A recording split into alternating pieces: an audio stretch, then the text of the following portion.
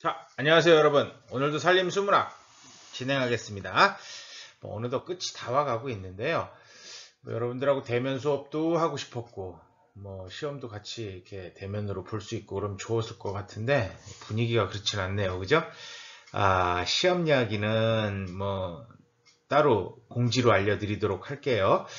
일단은 e캠퍼스에서 시험을 볼 수 있도록 처리를 해보도록 하겠습니다. 다음 주쯤에 아마 12월 11일쯤에 기말고사를 볼까라고 생각을 하고 있어요. 그래서 늦어도 5일이나 공지를 해드릴게요. 보는 방법하고 어느 범위하고 이런 것들까지도 한번 설명을 드리도록 하겠습니다. 자, 오늘은 살림수문학 진행을 할 건데요. 자, 이번 주는 증발산 이야기를 좀 해볼까 하는데요. 먼저 개론 부분이라서 이제 물의 순환에 대한 이야기를 한번 진행을 해볼까 합니다. 챕터 1에서도 이야기를 했었던 이야기죠. 계속 나오는 얘기인데요. 우리나라 뭐든지 온대지방에 내리는 강수의 약 한 70% 정도는 식생, 토양 및 수면에서 증발을 하게 되고요. 나머지는 하천이나 토양에 저류가 된다라고 앞에서 이야기를 했습니다. 그래서 우리가 물수지라고 얘기했죠. 들어오는 하늘에서 내리는 비, 그 다음에 흘러나가는 다시 하늘로 돌아가는 양이 같아야지만 꾸준히 순환이 가능하다 말씀을 드렸던 기억이 있고요. 자, 어떤 지방에서 매년 강수 유량의 변화는 있지만 증발량의 변이는 작다라고 이야기를 하는데요. 그 이유를 보면 비가 오면 증발이 먼저 되고요. 그 다음에 유출이 되기 때문이라고 이야기를 합니다. 만약에 습윤 지역, 습한 지역에서 벌채를 하게 되면 유역의 증발산량이 크게 감소하게 됩니다. 왜? 식물이 없어졌으니까요. 그다음에 연간 유출량을 증가시킨다라고 이야기를 합니다. 쉽게 얘기하면 연간 유출량은 증가가 되는데요. 문제는 이게 다 땅속으로 들어가서 유출이 되냐, 아니면 비가 왔을 당시에 표면으로 유출이 되냐, 이런 차이들에 의해서 이제 유출량이 증가가 됩니다. 그럼 식물에 의한 증산이 줄어들어 버린 거죠. 그래서 대신 다른 방법으로 다시 하늘로 돌아가기 위한 방법이 유출이 되는 거죠. 자, 호수에다가 헥사데카놀 같은 억제제를 뿌리면 증발량이 약 한 40% 정도 감소를 시킬 수도 있다고 얘기를 합니다. 그래서 우리가 증발하고 관련된 거 이야기하다 보면 물이 깨끗한 물이냐 아니면 오염된 물이냐, 그러니까 다른 것이 섞여 있는 물이냐 이런 것 따라서 증발량이 달라져요. 근데 실제로 이런 헥사데카놀 같은 억제제를 뿌리면 표면에 막을 형성을 해서 증발을 억제를 시킵니다. 근데 문제는 이 막이 계속 유지가 되는 것도 아니고요. 또 다른 문제를 발생할 소지도 있는 거죠. 그래서 이런 것들은 쉬운 방법은 아니다. 실험실적인 방법으로만 활용이 되고 있다라고 생각하시면 될 것 같고요. 증발량과 유출량 조절에 대한 연구가 계속되고 있는데 이 증발량의 관리는 정말 어려운 문제 중에 하나다라고 생각을 하시면 됩니다. 근데 솔직히 살림에서 모든 연구가 쉬운 건 하나도 없다라고 생각이 됩니다. 특히 이런 미묘한 다양한 영향을 이제 인자들의 영향을 받는 부분에 대해서 이걸 우리가 인위로 컨트롤을 할 수가 없기 때문에 쉽게 얘기해서 매년 비가 똑같이 온다 그러면 정말 좋겠죠. 그러면은 반복수 한 3년만 연구하면 모든 것들 다 해결할 수 있을 것 같은데 절대 그렇지 않죠. 올해 같은 경우도 그렇고요. 작년엔 비가 또 적게 왔어요. 이런 다양한 이렇게 다 다르다 보니까 어느 해 같은 한 해가 한 번도 없다라고 보시면 될 것 같습니다. 자, 그래서 이제 증발산 이야기인데요. 증산하고 증발을 합친 겁니다. 증발과 증산을 합쳐서 만드는데 이게 증산하고 증발을 분리해서 뭔가 이렇게 측정하기가 굉장히 어려워요. 그러다 보니까 이제 그 기후학자인 썬스웨이트라는 분이 1954년도에 최초로 고안한 기술적 용어입니다. 그래서 총 증발량을 측정한다라고 생각하시면 돼요. 그러니까 하늘로 올라가는 유출 이외의 모든 것을 다 측정을 하는 형태다라고 생각하시면 되고요. 증발과 증산에 의해 발생하는 물의 기화 현상을 총칭한 용어다라고 생각을 하시면 됩니다. 물리학자들은 원래 용어인 증발을 많이 사용을 합니다. 왜냐하면 물리적으로 설명하기가 굉장히 쉽거든요. 증발은 토양과 식물 내의 물이 수증기로 변하는 일련의 과정을 내포하기 때문이고요. 일반적으로 우리가 봤을 때 이렇게 되는 거예요. 이 t는 t 플러스 it 플러스 es 플러스 2호입니다. 그래서 t는 우리가 증산으로 손실되는 양이고요. it는 차단으로 인한 손실량입니다. 하늘에서 내린 비가 이제 나무나 아니면 대기 중에서 지표면까지 도달하지 못하고 바로, 아니면 지표면에 도달해서도 바로 다시 대기로 바로 돌아가는 형태들이 되겠죠. 이런 것들이 이제 차단 손실량이라고 이야기를 하고요. 그다음에 이제 ES 같은 경우는 우리가 토양으로부터 증발되는 양입니다. 그러니까 evaporation soil이겠죠. 그다음에 이제 EO는 수로, 물에서 이제 증발하는 양이 될 거고요. 저수지, 수로, 저수지 등 수면의 증발량을 의미를 합니다. 그래서 이 네 가지를 더하면 우리가 이제 ET를 만들어낼 수가 있는 거죠. 자, 다음 이제 잠재적 증발산입니다. 우리가 이제 PET라고 이제 용어를 사용을 하는데요. PET는 단위 면적 땅 발생하는 증발률이다라고 생각하시면 돼요. 그래서 우리가 뭐 강수량하고 똑같죠. 우리가 여러분들 그 뉴스에서 비가 몇 미리 내렸어요 했을 때 뭐라고 말씀드렸습니까? 단위 면적당 몇 미리가 내린 거다라고 얘기를 한 거죠. 그래서 만약에 우리가 뭐 우리 집 옥상에 온 비의 총량을 계산하고 싶다 그러면 여러분이 내린 비의 양 곱하기 면적을 해주면 물의 총량 세제곱 부피로 이제 환산이 된다라고 말을 했던 기억이 있습니다. 강의를. 그래서 식물의 뿌리가 위치하고 있는 지점에 물의 공급이 제한되지 않을 때 식생이 지표면을 완전히 덮은 지역에서 토양 중 수분 함량이 상당히 많아 식물의 흡수가 방해되지 않는 곳에서 발생한다라고 생각하시면 됩니다. 이 잠재적 증발산인데요. 결국은 공급이 끊임없이 돼서 식물이 정말 원 없이 물을 뿜어 올린다라고 생각하시면 될 거예요. 그래서 실제 증발산량하고 잠재 증발산량은 같다? 예, 라고 이제 개념을 잡습니다. 그래서 아마존 유역 중심부 같은데 이런 데는 아마 거의 이렇게 같게 된대요. 실제 증발산량하고 잠재 증발산량이 거의 같은 그런 형태가 된다라고 이야기를 합니다. 공급이 끊임없이 되고 있다는 얘기죠. 이런 그 잠재 증발산량의 계산이 어렵기 때문에 이제 그 손스웨이트 같은 경우는 대기 열이동의 가장 간단한 지표인 월평균 대기 온도로서 이 잠재 증발산 지역도를 제작을 하기도 했습니다.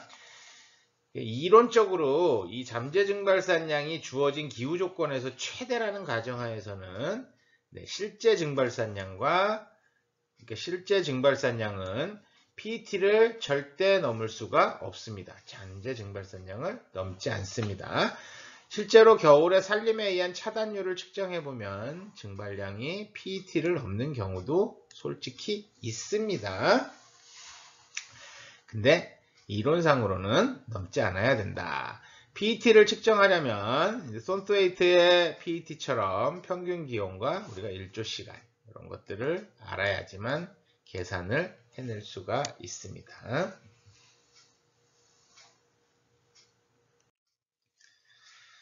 자, 다음 이제 증산인데요. 살아있는 식물 조직에서 증발은 이제 지표면에서 태양열이나 다양한 에너지에서 이제 대기로 올라가는 거고요. 증산은 살아있는 식물 조직에서 물이 증발되는 현상입니다. 자, 지금 그 용어 뒤에 증산 뒤에 이렇게 이제 단어들을 정리를 해놨는데요. 이 기호들은 나중에 이제 수식에 활용이 됩니다. 그래서 여러분들이 기억을 해두시면 아 T가 뭐구나. IT가 뭐구나 이런 것들을 알 수가 있겠죠. 자, 잎과 가지는 죽은 세포인 표피 또는 목질부로 되어 있기 때문에 증발의 이동에 큰 장애가 됩니다. 증산은 물리적인 과정이긴 하지만 기공에 의해서 조절이 됩니다. 그러다 보니까 물리적으로 설명하는 부분에서 상당히 어려움을 갖고 있습니다. 자, 다음 이제 차단 손실입니다. 인터셉션인데요. 우리가 IT라고 이야기를 하는데 강우 시 수관이나 임상에 의해서 차단된 물이 증발된 것을 우리가 차단 손실이라고 이야기를 합니다. 여기서 임상은 여러분들 이제 임상 그러면은 산림 쪽에서 이야기하는 임상은 침엽수냐 화렵수냐 혼효냐 이런 것들을 이야기하는데요. 그 임상이 아니고요. 이거는 포레스트 플로어입니다. 포레스트 플로어를 우리말로 바꾸니까 이제 한자로 임상이 됐는데요.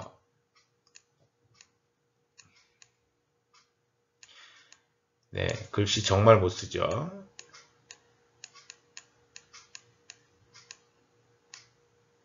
미리 하나 써놓을 걸 그랬어요. 자, 포레스트 플로어라 그러면 네, 산림의 바닥입니다. 뭔가요? 네, 지표면이죠. 지표면에 있는 식생들을 이야기를 합니다. 그래서 뭐 낙엽, 초본류, 관목류 같은 것들에 의해서 토양 속으로 침투되지 못하고 바로 다시 하늘로 증발되는 현상들을 이야기를 할 수가 있겠습니다. 이런 차단량은 토양 수분이 되지 못하므로 어때요? 토양 수분이 안 되니까 증산이나 하천수에 포함될 수는 없습니다. 그다음에 이제 지상부 식물의 구조라든가 크기와 표면적에 의해서 보통 이 차단 손실량이 결정이 됩니다. 아마 뒤에서 차단 손실하고 관련된 얘기를 또 한참 할 겁니다. 자, 다음 이제 토양 증발입니다. 우리가 이제 ES라는 용어를 사용을 했었죠. 토양의 표면에서 물이 직접 증발하는 것을 우리가 이제 토양 증발이라고 얘기를 하는 거고요. 실제로 산림으로 완전히 피복된 곳에서는 이런 증발이 거의 없습니다. 왜? 낙엽층이나 아니면 유기물층이 토양층을 덮고 있기 때문에 직접 증발은 어렵게 되는 거죠. 하지만 네, 낙엽층과 연계를 해서 증발을 하기는 합니다. 그죠? 네,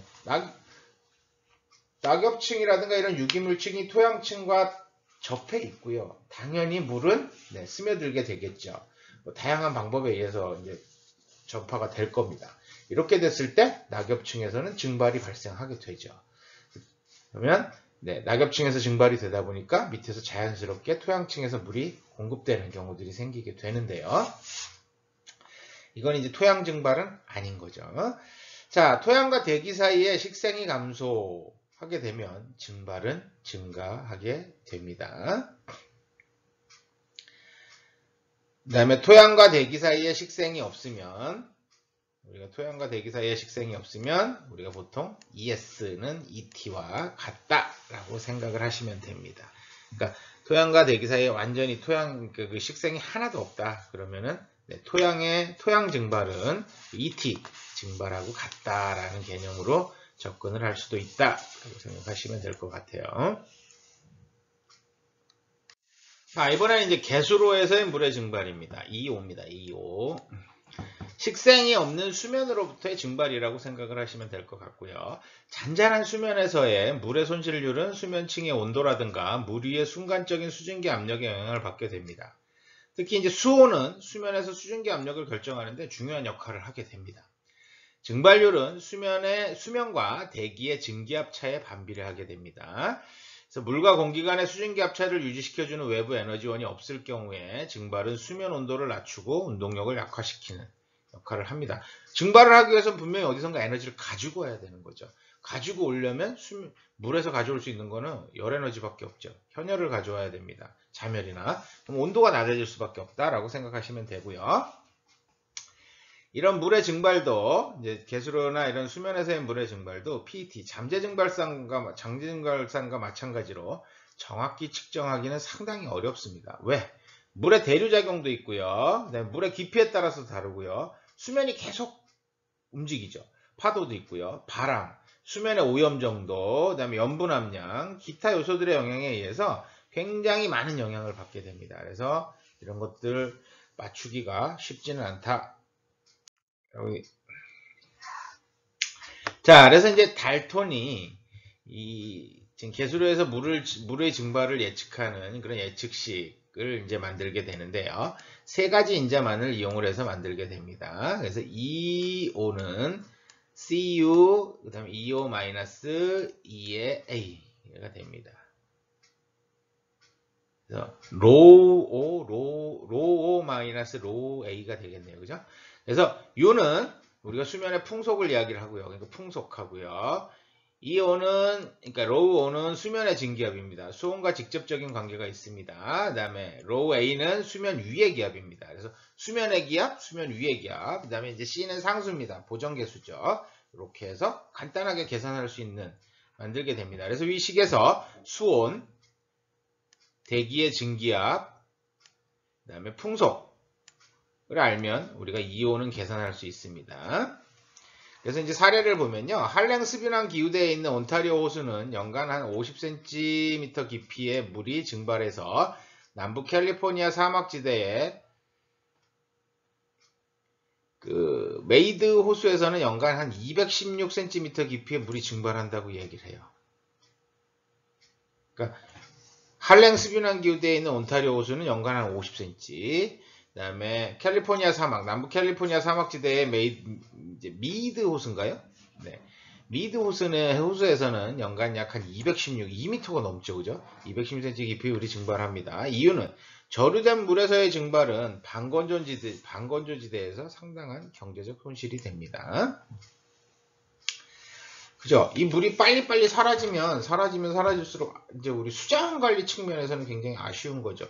자, 물을 보존하겠다고 비가 홍수나 이럴 때 이제 홍수 조절도 하고요. 우리가 평상시에 물을 비가 오지 않을 때 쓰기 위한 물을 저장하기 위해서 여러분들 알고 계시는 다목적댐이라든가 이런 것들을 만들게 되잖아요.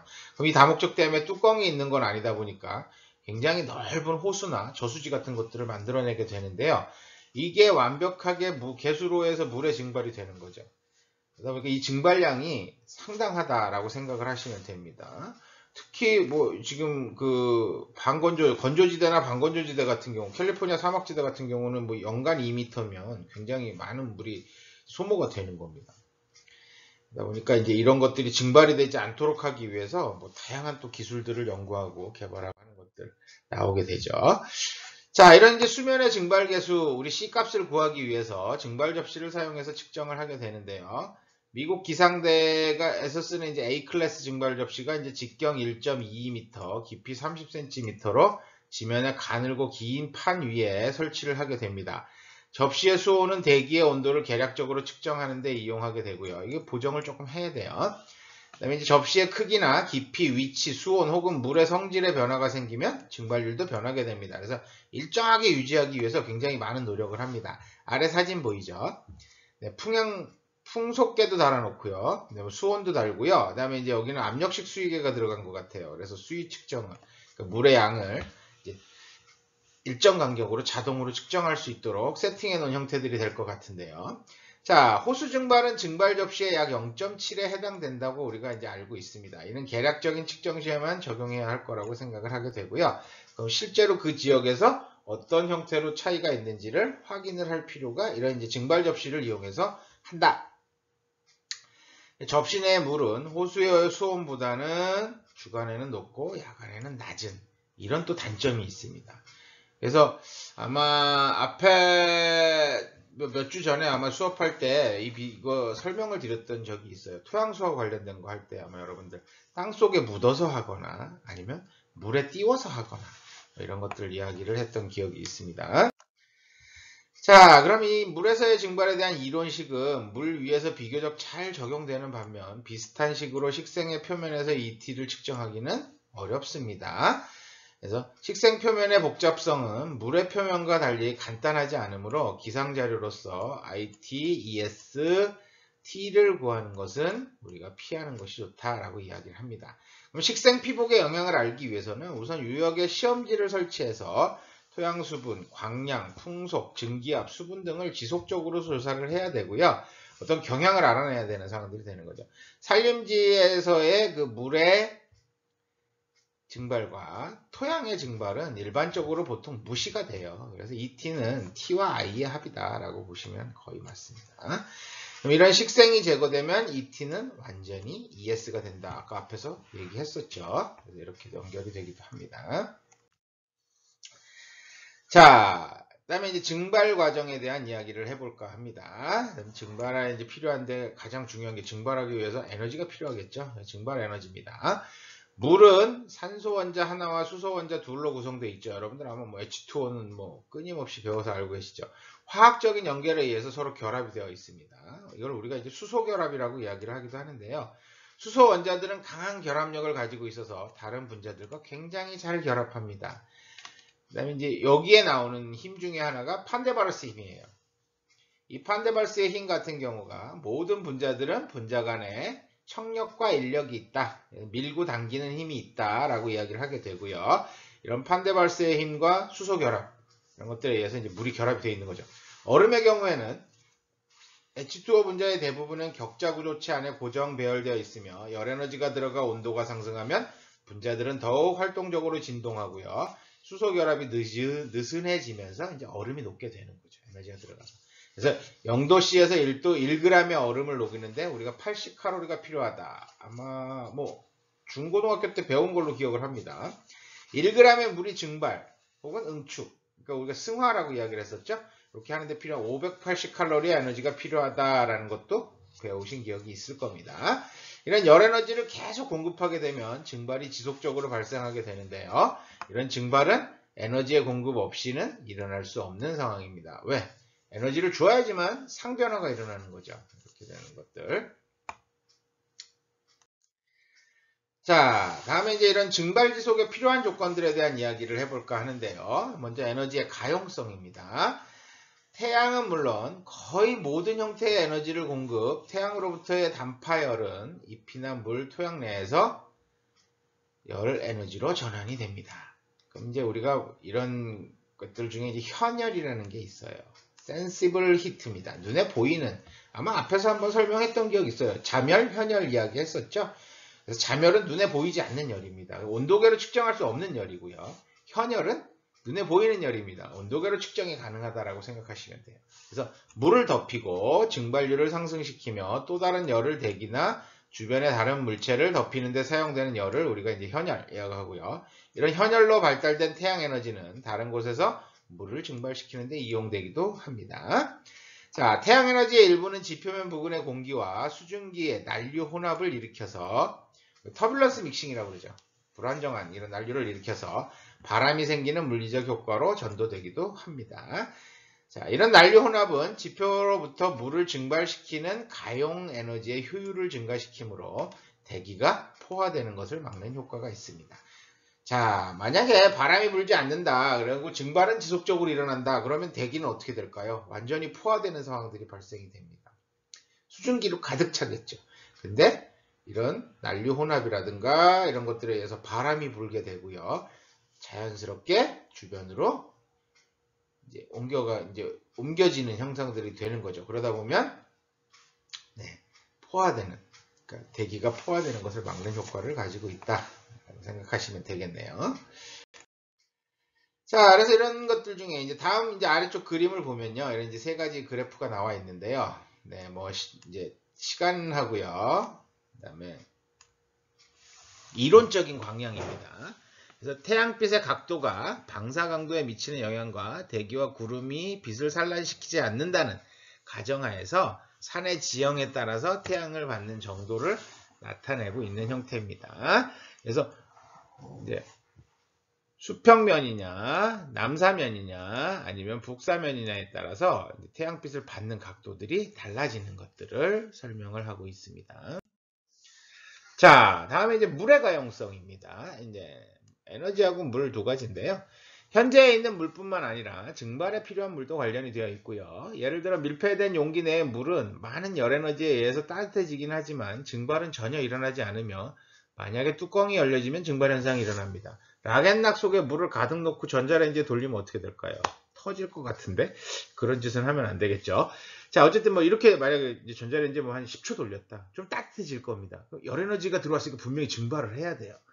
온도가 현열이 올라갔으니까, 현열에 의해서.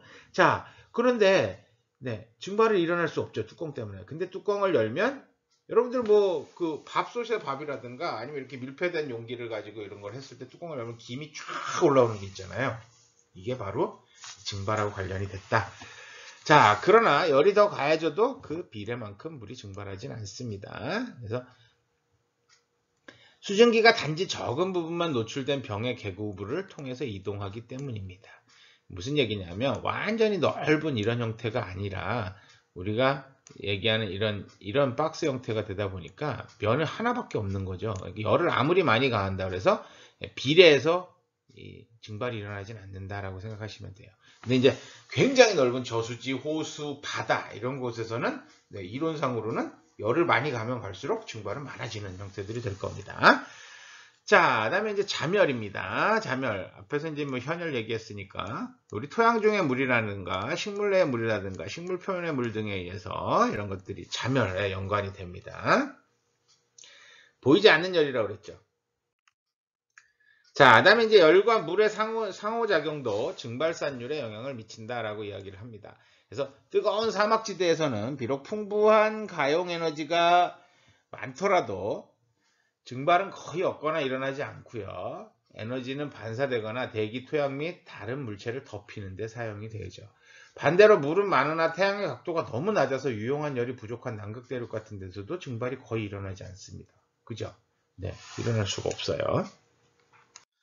자, 토양에서의 증발인데요. 토양 내의 증발 현상에 대해서 알아보려고 합니다.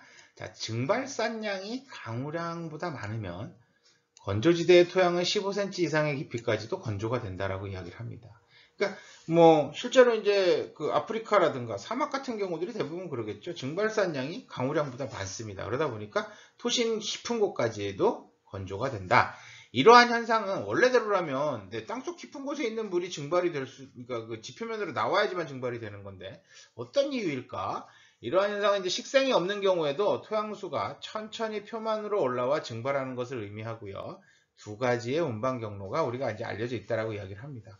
원래대로면 이제 우리가 수도 차이라고 그러잖아요. 수도 높은 곳에 에너지가 높은 곳에서 낮은 곳으로 움직이게 돼 있고요. 중력에 의해서 물은 침투된 이후에 침루가 된다고 그랬잖아요. 중력에 의해서 이동을 한다고 얘기를 했는데 중력을 역행하는 거죠. 자, 우리가 이제 필름 플로우라고 이야기를 이제 하는데요. 우리말로 뭐라고 해야 될까? 되게 애매합니다.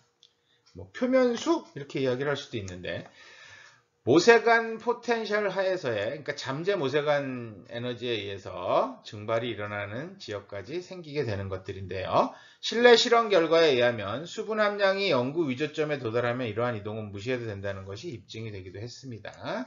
즉 토양 표면에서 수센치 아래 지점의 토양 수분은 증발되지 않으며 아주 건조한 지역에서도 토양 수분이 경작할 정도로 많아지기 전에는 휴한지로 놔두는 게 좋다. 뭐 이런 얘기도 나와요. 그래서 뭐 이 교재가 미국에서 만들어진 교재다 보니까 미국 대륙의 약 한 3분의 1가량이 건조나 반건조 지역이다 라고 이야기를 합니다. 이 지역에서의 식생 피복률은 대개 한 25% 내고요. 한 4분의 1 정도 피복돼 있죠.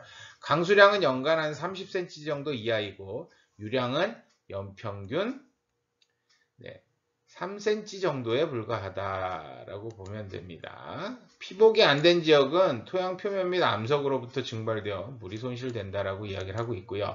건조지대에서의 물 부족을 보충하기 위해서 댐을 만들거나 저수 탱크를 만들거나 연못을 만들어서 강수를 저류시키는 이런 것들 많이 하게 됩니다.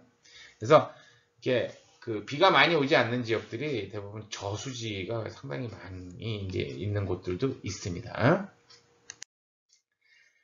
자, 그다음에 이제 바이퍼 플로우입니다. 우리 증발류라고도 이야기를 하는데요. 증발이 토양 표면 부근에서 일어나는 것으로 증발은 토양 공극에서 발생되며 기온과 수증기 압력에 의해서 물이 지표면으로 이동하게 됩니다. 그래서 증발류는 아주 느린 반면에 사막 토양의 건조화를 더 깊은 곳까지 이루게 하는 원인이 되기도 한다라고 이야기를 하고 있고요. 이러한 운동은 기압의 일일 변화라든가 혹은 불규칙한 변화로 인해 야기되는 기압의 변동에 의해서 조장된다고 믿어지고 있습니다. 연구를 진행을 하고 있는데 딱 이런 것들을 정확하게 아까 말씀드린 것처럼 측정하는 것들이 쉽지가 않다라고 생각하시면 될 것 같네요. 자, 오래전에 토양수가 겨울에 도로 포장면 밑으로 이동하는 것을 파악한 어떤 도로공학자에 의해서 온도가 위에 두 가지 형태의 물 흐름 동태에 중요한 역할을 한다는 것들이 입증이 됩니다. 그러니까 아주 엉뚱한 것을 발견을 해서 그거를 자기 연구하는 곳에 이제 응용을 한 형태들이 되는 거죠. 뭐 쉽게 뭐 진짜 그랬는지 안 그랬는지 다들 이제 뭐 모른다라고 이야기를 하죠. 뉴턴이 사과가 떨어지는 것을 보면서 중력에 대한 그런 것들을 만들어냈다라고 이야기를 하는데 이론을 정말 그랬는지는 본인만 알고 계시겠죠. 자, 첫 번째 강의는 이걸로 정리를 하고요. 두 번째 강의에서 뵙도록 하겠습니다.